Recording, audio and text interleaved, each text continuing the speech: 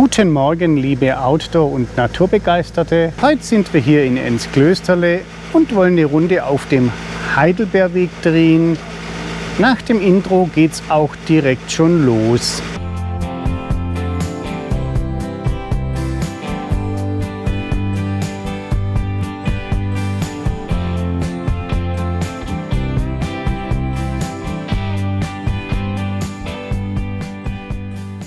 Der Start ist hier an der Touristinformation.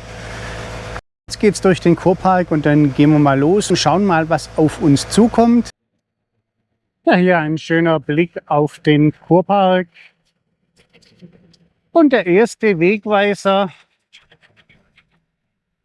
der zeigt uns an Richtung Heidelbeerhaus und Schöllkopf. Insgesamt der Weg 12,5 Kilometer.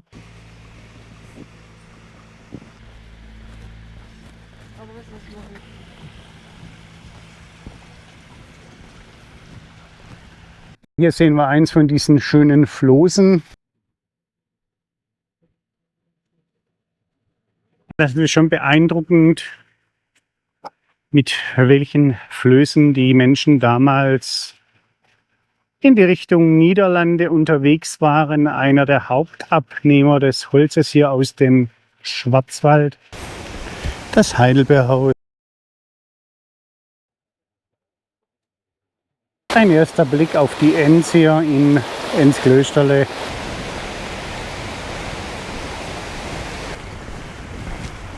Da vorne kommt eine erste Infotafel in Sicht.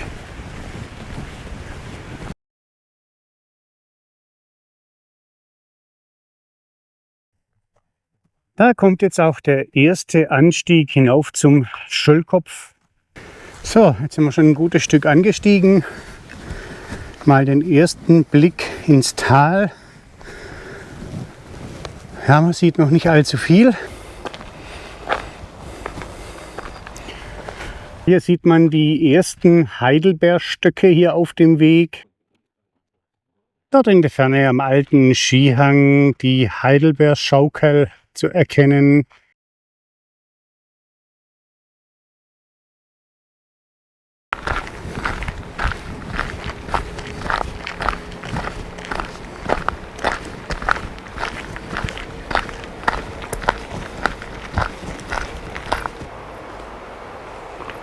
Der Blick über Enz-Klösterle.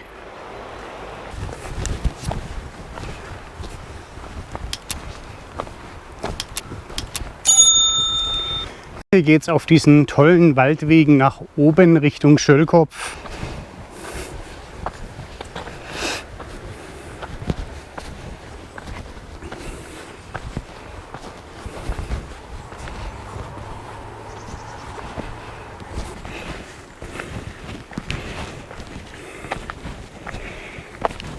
Ich habe das doch vom letzten Mal in Erinnerung, dass diese schönen Pfade hier nach oben führen.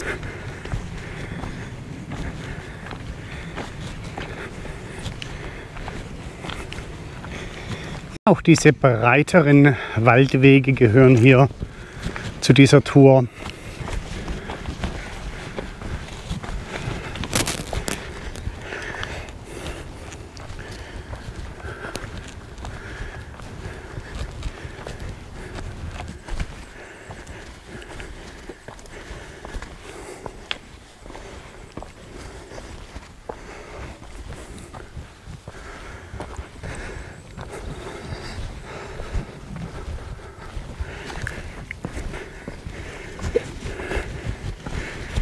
Hier überall die richtig schöne frische Waldluft.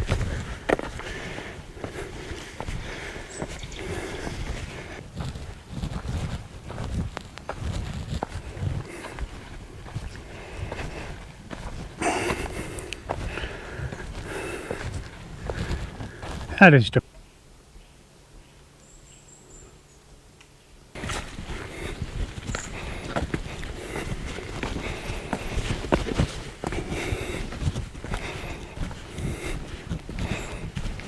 Das ist einfach herrlich. So ein schöner mit Wurzeln und Steinen durchsetzter Waldpfad. Eine schöne Schautafel zu den heimischen Tieren, der Braunbär, das Auerhuhn.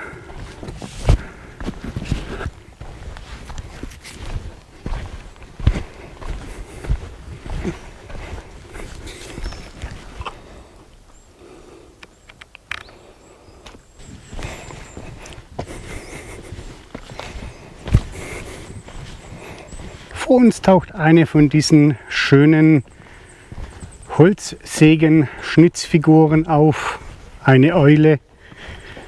Das ist auch schön begeisternd hier, das passt wunderbar zum Weg. So, da haben wir sie jetzt also erreicht, die Aussichtsplattform am Schöllkopf.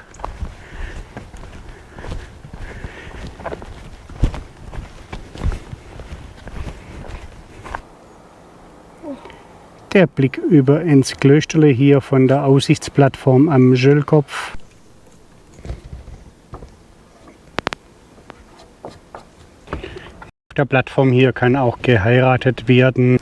Auf Hackschnitzeln geht es weiter hinab ins Tal.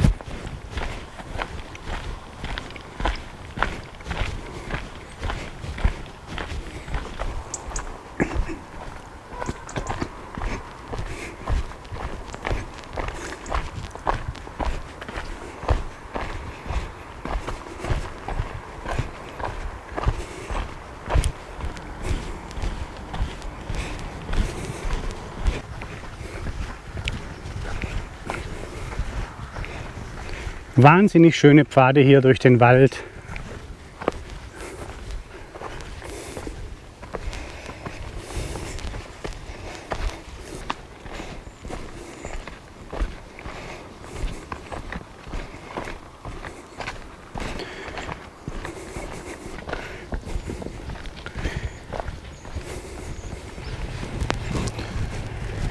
Jetzt queren wir hier diesen Forstweg.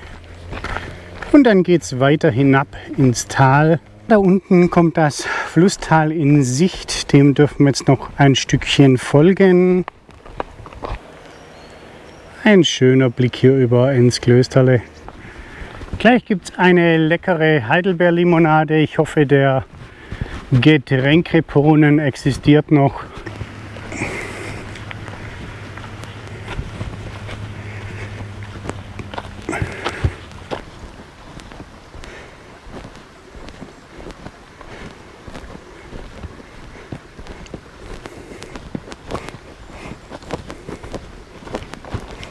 Ja, da vorne kommt die Verpflegungsstation. Schauen wir mal, ob sie heute bestückt ist. Das ist natürlich toll.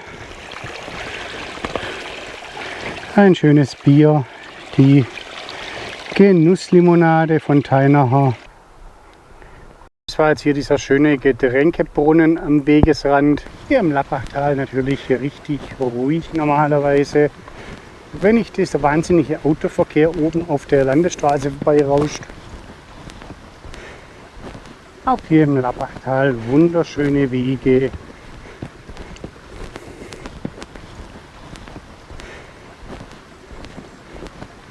Durch diesen Regenschauer. Ist doch ganz schön rutschig hier auf diesen kleinen Pfaden.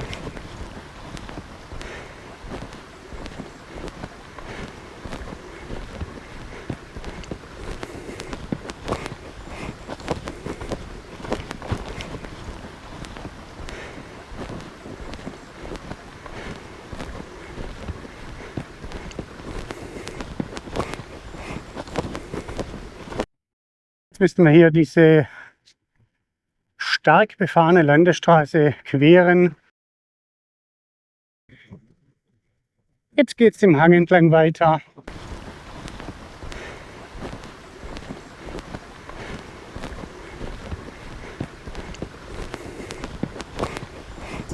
Mhm.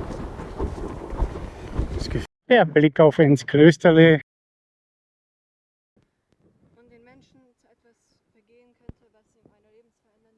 Der Blick ins Tal.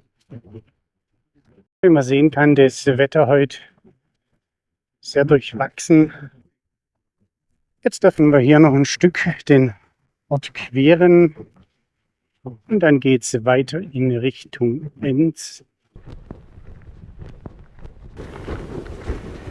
Entlang dieser schönen Wiese kommen wir jetzt gleich zur Russhütte. Noch ein schöner Blick hier auf die Enz. Jetzt kommt als nächstes die Rushütte. Ja, hier sieht man, wie an den Bäumen die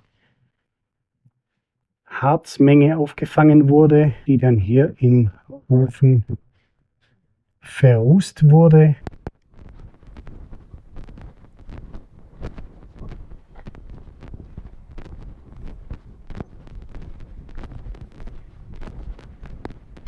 Ein weiterer Wegweiser für uns. Jetzt geht es hier am Ortsrand von ins Klösterle weiter.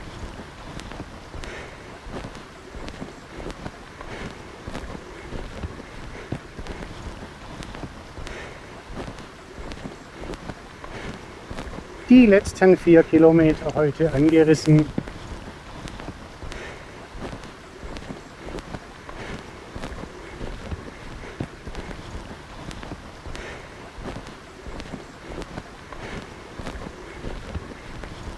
Hier schlängelt sich unser Pfad nach oben.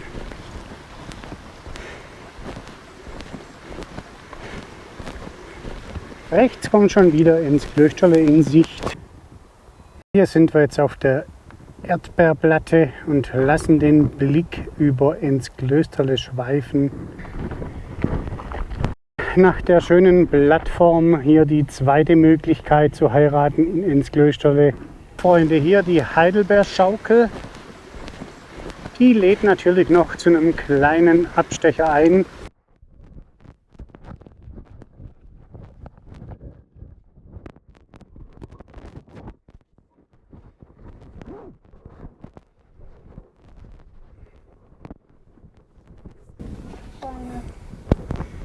Der Blick über Enzklösterle.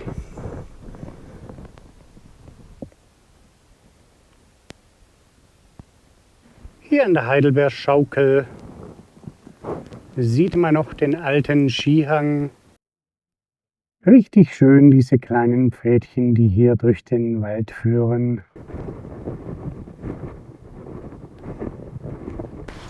Da kann man eindeutig sagen, im Vergleich zu der ersten Begehung des Weges, zwischenzeitlich die Wege tatsächlich noch besser.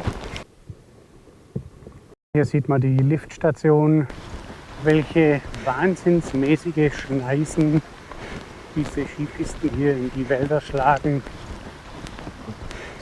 Jetzt noch ein Stück hier auf diesem Waldweg, dann sind wir schon wieder am Wildgehege.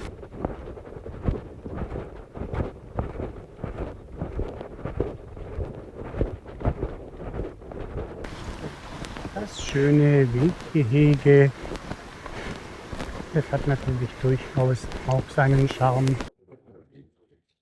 Das ist natürlich richtig schön hier auf dem Heidelbeerweg. Die Getränkestationen. Im Moment die Getränkepreise 1,50 €. Das ist sehr angebracht. Jetzt werfen wir noch einen Blick frisch gestärkt und erfrischt auf das Wildgehege. Hier noch einige Informationen zum Rothirsch. Wenn wir es glauben mögen, kommt der Name vom Sommerfell. Nach dieser kleinen Erfrischung hier am Wildgehege und dem Blick auf die Hirsche geht es jetzt tatsächlich zurück in den Ort. Tatsächlich haben wir hier auf der Tour auch noch einen Auerhahn gesehen. Da ist doch alles perfekt.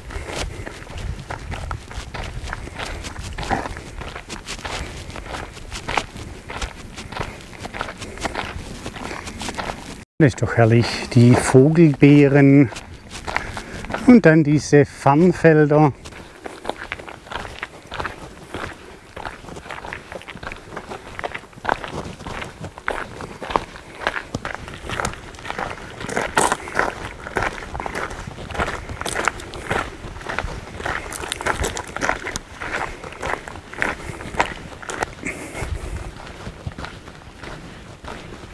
Nachdem wir jetzt doch einige Zeit diesen Forstwegen folgen mussten. Ist doch recht angenehm, hier auf diesen schönen Waldwegen noch mal ein Stückchen zu gehen.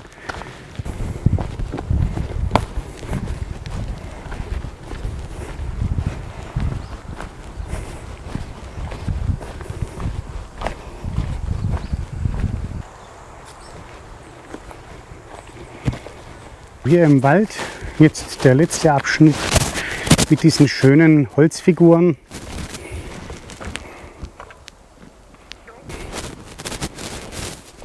Oh, der ist ja süß. Kleiner Wichtel.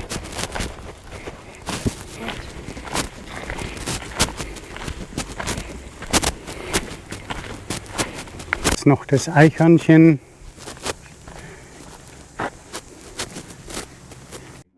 Hier müssen wir jetzt noch ein Stück durch den Ort. Das hat sich leider erhalten, wie bislang auch schon. Ja, das ist wenig reizvoll hier noch zum Ende.